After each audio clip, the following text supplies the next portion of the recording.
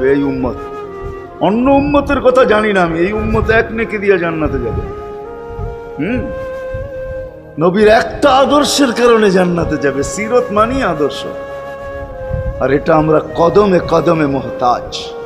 কেননা এই ছোট জীবনটা যদি গ্রহণযোগ্যতা পর্যন্ত পৌঁছাইতে হয় আল্লাহর কাছে, চাই নারী হই, চাই যুবক হই, চাই বৃদ্ধ হই, যেই মানুষই হই না কেন, যেখানেরই হই না কেন, যেই বাসারই হই না কেন, যেই বর্ণেরই হই না কেন, যেই পেশারই হই না কেন, যেই সোসাইটিরই হই না কেন, এই জীবনটাকে যদি গ্রহণযোগ্যতা পর্যন্ত পৌঁছাইতে হয় কার কাছে? দুনিয়া আলাদের কাছে না, মালিকের কাছে, যিনি এক ফোঁটা পানির থেকে অস্তিত্ব দিছেন, যার কাছে আবার আমাদেরকে ফিরা যেতে হবে।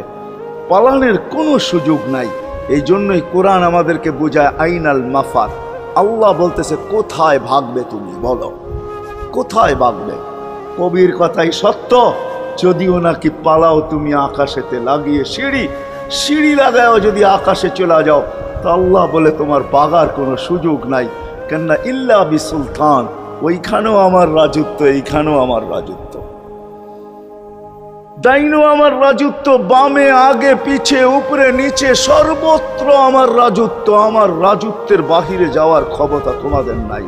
দ্বিতীয় কথা এটো, আইনা আনা মাআকুম আইনা মা কুনতুম, যেখানে যাবে ওইখানে আমি সঙ্গে থাকব, আমাকে দূর করতে পারবে না। যদি করো তাহলে তুমি থাকবে না, তোমার অস্তিত্বই থাকবে না।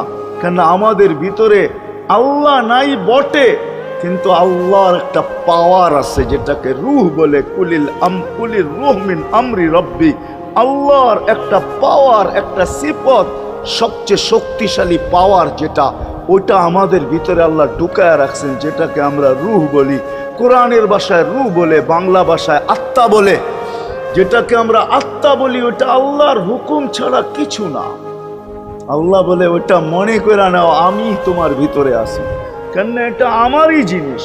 কুলির রূহ মিন আমরি রব্বি, আমাকে পৃথক করলে আর তুমি থাকবে না। তখন তোমার চক্ষু থাকবে আইন লা তানজুর, তোমার চক্ষু থাকবে দেখবে না। উদুন লা তাসমা, কান থাকবে শুনবে না। লিসান লা তান্তিক, জবান থাকবে কিন্তু জিহ্বা থাকবে কিন্তু বলবে না। আকলুন লা তুমাইয়িজ, তোমার মগজ থাকবে ভালো মন্দ বুঝবে না। কলব লা তাতাফাক্কার, দিল থাকবে কিন্তু চিন্তা করার ক্ষমতা তোমার থাকবে না। ইয়াত লা তাফতিশ, হাত থাকবে ধরবে না। রিজল লা তামশি, পাও থাকবে চলবে না। তুমি হবে লাশ।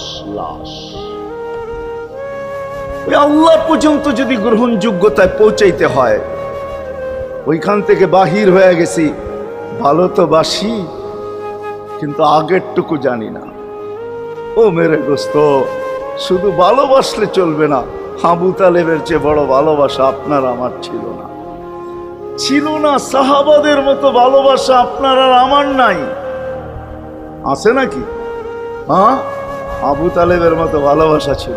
চলেন শর্ট করি। আবু তালেবকে নিজের হাতে আল্লাহ রসুল কবরে রাখছেন। যখন রাখতেছিলেন তখন চিৎকার দিতেছিলেন, আম্মি মা তারাক্তালি সাবিলা, চাচা কোনো রাস্তা রাখলেন না আমার জন্য। বলছিলাম কলেমা পড়লেন না। বলছিলাম ঠোঁটটা হেলাইলেন না। বলছিলাম চুপ থাকেন, তাও থাকলেন না। সর্বশেষ একটা চিৎকার দিলেন, আলা মিল্লাতি আব্দুল মুত্তালিব, আব্দুল মুত্তালিবের ধর্মের উপরে চলে যেতেছি। এই কথা বইলা দুনিয়ার থেকে বিদায় নিলেন। চুপও যদি থাকতেন তো আমার জন্য কোনো সুযোগ হইতো। চাচা, ও চাচা, আমার জন্য কোনো রাস্তা রাখলেন না। ভালোবাসা কাজে দিবে না।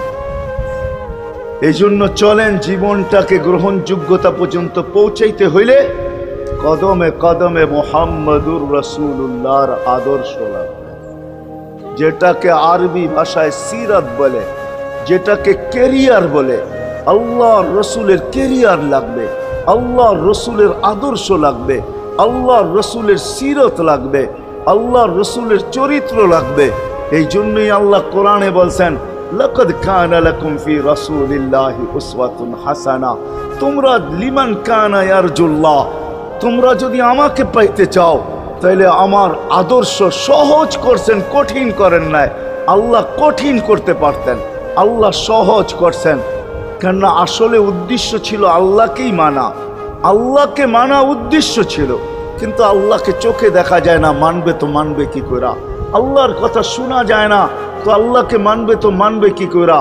আল্লাহকে তো দেখা যায় না, আল্লাহকে তো আল্লাহর কথা শোনা যায় না, আল্লাহকে ধ্যান ধারণায় আনা যায় না, কোনো ধ্যান ধারণার ভিতরে আনা যায় না যে আল্লাহর আকৃতি এরকম। আল্লাহকে ধ্যান ধারণায় আনা যায় না, বর্ণনা দিয়া শেষ করা যায় না। আল্লাহর বর্ণনা দিয়ে কেউ শেষ করতে পারবে না। কোরআন বড় কিছু আমাদেরকে বুঝাইছেন, অনেক বুঝাইছেন যে আল্লাহর বর্ণনা দিয়ে শেষ করা যাবে না। আল্লাহ শুধু আল্লাহ না, 99 নাম দেখলেই বোঝা যায় যে আল্লাহকে। আল্লাহ শুধু আল্লাহ না, আল্লাহ 99টা পদের অধিকারী।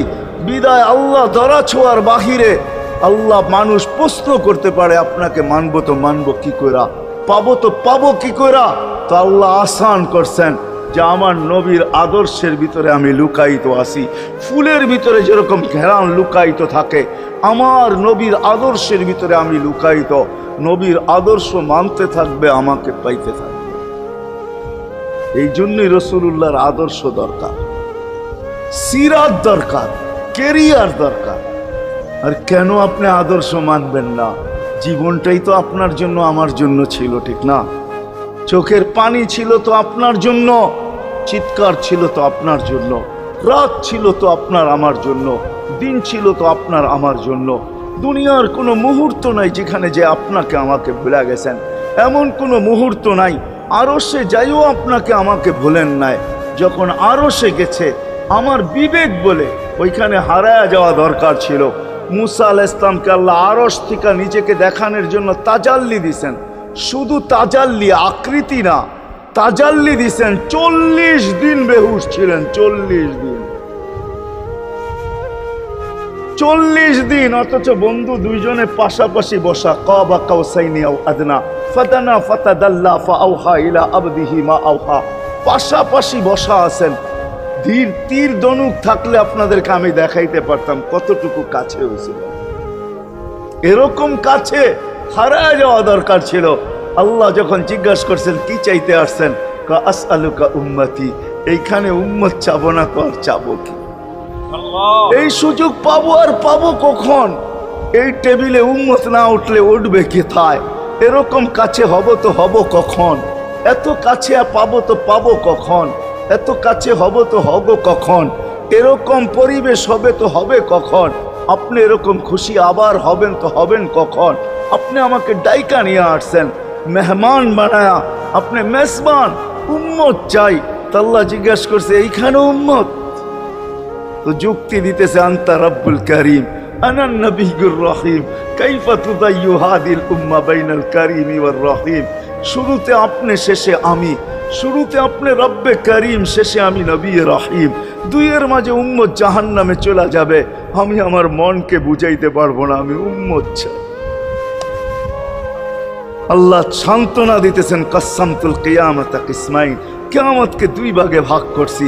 আমি জানি আপনি একাই চিৎকার দিবেন কিয়ামতের মাঠে উম্মতি উম্মতি বইলা, আর কেউ উম্মতকে স্মরণ করবে না।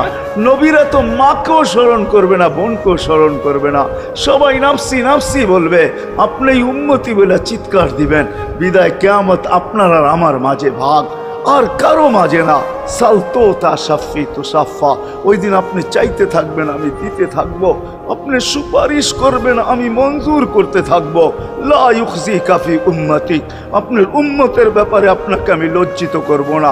কোরআন আসছে আল্লাহর রাসূলের কাছে, অদ্দুহা ওয়াল লাইলি ইদা সাজা মা ওয়াদ্দাআকা রাব্বুকা ওয়া মা ক্বালা। এই সূরার ভিতরেই আছে সাউফা ইউতিকা রাব্বুকা ফাতারদা, আপনাকে আমি রাজি করে ছাড়বো। কোরআন যখন নাজেল হইতেন তো কি অবস্থা হইতো ওলামারা জানে। আল্লাহ রসুল ঘামতে থাকতেন, এতটুকু কষ্ট হইতো। কখনো কখনো বলতেন কাদার রু আইয়া খরুজ, মনে হয় আমার রুটা বাহির হয়ে চলে যাবে। ওই কষ্টের ভিতরে জিবরিল যখন সাউফা ইউতিকা রাব্বুকা ফাতারদা পড়তেছিল, ওইখানেই থামায়া দিছে, জিবরিল থামো। বলছে কেন? সূরা এখনো শেষ হয় নাই। বলছে থামো, আল্লাহ আমাকে রাজি করতে চাইতেছেন, আমি এই মুহূর্তেই আল্লাহর কাছে কিছু চাইতে চাইতেছি। বলছে তোমাকে সাক্ষী রেখা। বলছে কি চাবে? তো চিৎকার দিয়া বলতেছে ইলাহি লান আরদা, ইলাহি লান আরদা হাত্তা ইয়াকুনা ওয়াহিদ মিন উম্মতি ফিন নার। ও মাবুদ, ও এলাহি, ও আল্লাহ, এক উম্মত জাহান্নামে থাকা পর্যন্ত আপনার উপরে রাজি হব। আল্লাহ, এক উম্মত থাকা পর্যন্ত রাজি হব না। যে আরশে যায় বলে নাই, কিয়ামতের মাঠেও বলবে না। উম্মতি চিৎকার দিবে, হাসান হোসাইন দিবে না। হাসান হোসাইন কলিজার টুকরা ছিল, কোনো একদিনের কাহিনী। হাসান হোসাইন জিজ্ঞাসা করছে, নানা যান আপনি উত্তম না আমরা উত্তম? আল্লাহ রসুল সাদা সিধা জবাব দিছে, আমি উত্তম, আমি সাইয়্যিদুল আউয়ালিন ওয়াল আখিরিন, আনা সাইয়্যিদা উলদি আদম, লিওয়াউল হামদি বিয়াদি ইয়াউমাল কিয়ামা। হায় হায়, আল্লাহর জান্ডা কিয়ামতের দিন আমাদের নবীজির হাতে থাকবে। মাধবদের মানুষ বোঝেন আমি যেটা বুঝাইতে চাইতেছি। ওই হাসান হুসাইনের খবর নিবেন না, নিবে উম্মতের খবর। জিজ্ঞাসা করছে, নানা জান আপনি উত্তম না আমরা? আল্লাহ রসুল বলছে, আমি উম্মত। দুইজনে হাসতে হাসতে কুটা কুটা। আল্লাহ রসুল বলছে, এত হাসো কেন? কয় জবাব হয় নাই। মানি আমরা দুইজন উত্তম। কি কইরা তোমরা দুইজন উত্তম? প্রমাণ। আমাদের আম্মাজানকে চিনেন? তা আম্মার পরিচয় দিয়া বলতেছে, উম্মুকা লাইসা বিশাই, আমাদের আম্মার সামনে আপনার আম্মা কিছুই না। আমাদের আব্বাকে চিনেন? আব্বার পরিচয় দিয়া বলতেছে, আবুকা লাইসা বিশাই, আপনার আব্বা আমাদের আব্বার সামনে কিছুই না। আমাকে নানা জানতে চিনেন? চিনেন আমাদের নানা জানকে? আমাদের নানা জানের সামনে জাদ্দুকা লাইসা বিশাই, আপনার নানা জানের তো মানুষ নামই জানে না। অনেকে আছে এখানে আল্লাহ রসুলের নানার নাম জানে না। জানেন? জানে না। আপনার নানার নামই মানুষ জানে না। আমাকে নানা জানকে চিনেন? তো দুইজনকে উঠায়া কোলে নিয়ে চুমা খাইতেছেন আর বলতেছেন, তোমরাই উত্তম, মাইনা নিলাম। হায় হায়, ও মাধবদের মানুষ যে কিয়ামতের মাঠে বলবেন, যে দুনিয়ার থেকে যখন বিদায় নিতেছিলেন, হায় হায়, মালাকুল মউত যখন অনুমতি চাইতেছিলেন বুকে হাত রাখবো কি রাখবো না, তো বলছে অনুমতি দিব, আইনা আখি জিবরিল, আমার ভাই জিবরিল কোথায়? তো বলছে, দেখা আসছি ফি সামাইল উলা, প্রথম আকাশে। একটু পরে উনি সালাম দিয়া ঢুকছেন, ওনার চোখে পানি ছিল। তো বলছে, আপনি কাঁদেন কেন? বলে, আজকেই এলপিআরে চলে যাব, আর কোনোদিন ওহির বাহক হয়ে জমিনে আসবো না। আপনার পরে কোনো নবী নাই, কোনো রসুল নাই, আমারও ওহির কাজ শেষ। ওহির সুবাদে কখনো কখনো নৈকট্যময় জায়গায় চলে যেতাম, আজ থেকে আর যাওয়া হবে না। আমার চোখে পানি। দীর্ঘ ১.৫ লক্ষ নবী, ৩১৩ জন রসুলের কাছে আমি নিয়ে আসছি। আজকে শেষ দিন, এই জন্য চোখে পানি। তো উনি উল্টা প্রশ্ন করছেন, আপনার চোখে পানি কেন? জিবরিল মালাকুল মউত দাঁড়ায় আছে, অনুমতি চাইতেছে বুকে হাত দেওয়ার জন্য। এখনো এক প্রশ্ন বাকি। বলছে, সেটা কি? বলে, ফামান লিবাদিলি উম্মতি। অথচ ৯ ঘরে চুলা জ্বালানোর মতো তেল ছিল না।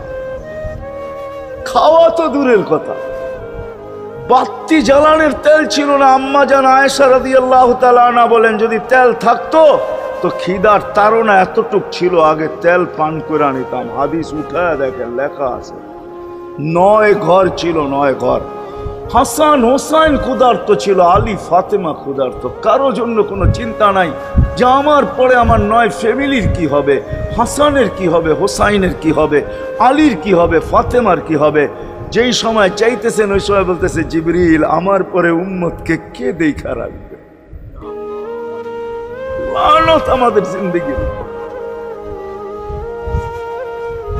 লানত আমাদের জিন্দেগির উপরে। এমন জিন্দেগির থেকে জমিন ফাইটা মরা যাওয়া উচিত। আমি তো মাঝে মাঝে বলি, আমাদের জমিনটা উল্টায় যাওয়া উচিত। যে মৃত্যু সময় বলতেছে, আমার উম্মতকে কে দেখা রাখবে? জিবরিল ছুটা গেছেন, ছুটা আসছেন। আল্লাহ জবাব পাঠাইছেন, লা আতরুকু উম্মাতাকা ফারদা ওয়ালা ওয়াহদা। বন্ধু চলে আসেন, আপনার উম্মতকে আমি দেখা রাখবো, আমি দেখা রাখবো। হায় হায়, সবাইকে সালাম দিছেন একবার বা দুইবার, সবার দুরুদ পড়ছেন তো আল্লাহ একবার বা দুইবার, সালাম পড়ছেন কোন নবী রসুলের উপরে একবার কি দুইবার। আর বন্ধুর সালাম প্রতি জুমা ইমাম আছে, খতিব আছে, ইমামরা একটা আয়াত পড়ে কোরআনের, ইন্নাল্লাহা ওয়া মালাইকাতাহু ইউসাল্লুনা আলান নবী ইয়া আইয়ুহাল্লাযীনা আমানু সাল্লু আলাইহি ওয়া সাল্লিমু তাসলিমা। এই আয়াত আমাকে অনেক কিছু বোঝায়। ইমাম ওলামারা, আলেম ওলামারা বলবে এই আয়াতে আমাদেরকে দুরূদ পড়ার হুকুম দিছেন, আমিও বলবো দুরূদ পড়ার হুকুম দিছেন। কিন্তু আমার প্রশ্ন আছে এখানে, আমার প্রশ্ন, আল্লাহ আমাদেরকে পড়তে বলতেছেন, ঠিক আছে, আমরা কয়দিনই থাকবো আর কয়দিনই পড়বো? একদিন তো আমরা মারা যাব, তো আপনার বন্ধুর উপরে দুরূদ কে পড়বে? আল্লাহ বলে, বেওকুফ, দেখোস না ফেরেশতাদের নাম নিছি, ফেরেশতারা পড়বে। আমি যদি আল্লাহকে উল্টা প্রশ্ন করি, একদিন তো ফেরেশতাও থাকবে না, মালাকুল মউত মারা যাবে। আপনি আরশের নিচে লিখেই রাখছেন, ইন্নী কাতাবতুল মাউত আলা মান তাহতা আরশি আল্লাযী হাইলা ইয়ামুত ফাহুয়া ফাওকা আরশি। আমার আরশের উপরে যে সে চিরঞ্জীব, যে নিচে আছে, তাকে মৃত্যুর স্বাদ পান করতে হবে। একদিন তো ফেরেশতা মরে যাবে, আমাদের নবীজির উপরে দুরূদ কে পড়বে? আল্লাহ বলে, গণ্ড মূর্খ, তুই দেখোস না প্রথম আমার নামটা আল্লাহ লেখা আছে, ইন্নাল্লাহা, আমি আল্লাহ পড়তে থাকবো, আমি আল্লাহ চিরঞ্জীব, আমার বন্ধুর দুরূদ কখনো বন্ধ হইতে দেই না, আর দিব না। হায় হায় হায় হায় হায়, ওই রসুল। আল্লাহ বলে, উম্মতকে আমি দেখা রাখবো। জিবরিল বলতেছে, ইন্নাল্লাহা ইয়ান্তাযিরুক, আল্লাহ আপনার অপেক্ষা করতেছে। উর্দু জগতে খুশির বন্যা বইতেছে। কেন? সব নাচতেছে উর্দু জগতে, এমনকি আরশ পর্যন্ত ঝুমতেছে। হাবিব ইউসিলুল হাবিব, আজকে বন্ধু বন্ধুর কাছে চিরদিনের জন্য চলে আসবে। খুশির বন্যা চলতেছে, অনুমতি দেন না। আল্লাহ উম্মতকে দেখা রাখবে যে মরার সময়ও চোখে পানি, তো আমাদের জন্য পানি। চলেন শেষটা শুনায়া দিয়া শেষ করতেছি। লম্বা হাদিস, আমি শর্ট করতেছি। তাহকিক উলামা একরাম করে নিয়েন, আমি শুনায়া দিয়া যেতেছি আপনাদেরকে। নফকা দুইটা হবে। প্রথমটাকে বলে কিয়ামতের জন্য, দুইবার সিংহায় ফু হবে। একবার ধ্বংসের জন্য, দ্বিতীয়টা হবে নফকাতুন নুশুর বলে এটাকে। দ্বিতীয়টা আমাদেরকে কবর থেকে উঠানোর জন্য হবে। কিন্তু সব মারা যাবে, আল্লাহ চারজনকে পয়দা করবেন কুদরত দিয়া। জিবরিল, মিকাইল, ইসরাফিল, মালাকুল মউত, চারজনকে পয়দা করবেন। জিবরিল আলাইহিস সালাম কাঁদতে থাকবে, তিনজন জিজ্ঞাসা করবে, কাঁদো কেন? এখনই ইসরাফিলকে সিংহায় ফু দেওয়ার হুকুম হবে নফকাতুন নুশুরের জন্য। আমাকে হুকুম হবে, বন্ধুকে নিয়ে আসো মাকামে মাহমুদে। আমি মৃত্যুর পরেই ভুলে গেছি ওনার কবর কোথায়। তিনজন বলবে, জমিনকে জিজ্ঞাসা করো। তো জমিনকে জিজ্ঞাসা করবে, জমিন বলবে, কাদ দাক্কানি আল্লাহু দাক্কা ফানাসিতু। প্রথম সিংহায় ফুতে আল্লাহ এরকম ছানছেন, আমিও ভুলে গেছি রাখছি কোথায়। অনেক সময় হয় জিনিস যাবে খুঁজতেছে সারা ঘরে, ঠিক না? হয় না? হয় না? হ্যাঁ, জিনিস জ্যাবের ভিতরে, পকেটের ভিতরে, কিন্তু খুঁজতেছে সারা ঘরে খুঁজতেছে। পরে পকেটে হাত দিয়া যখন দেখে পাইছে, তো জিহ্বায় কামড় দিয়ে আসতে বেরিয়ে যায়, কেননা গর্ত গরম করে ফেলছিল। এখন গড়ালড়া পাইলে উল্টা এর উপরে গরম হবে, ঠিক না? রাখছো পকেটে, খোঁজো আমাদের কাছে, ঠিক না? আর কাম পাও না, ঠিক না? এখন এর উপরে চড়াই হবে। তো জমিন বলে, আমিও ভুলে গেছি।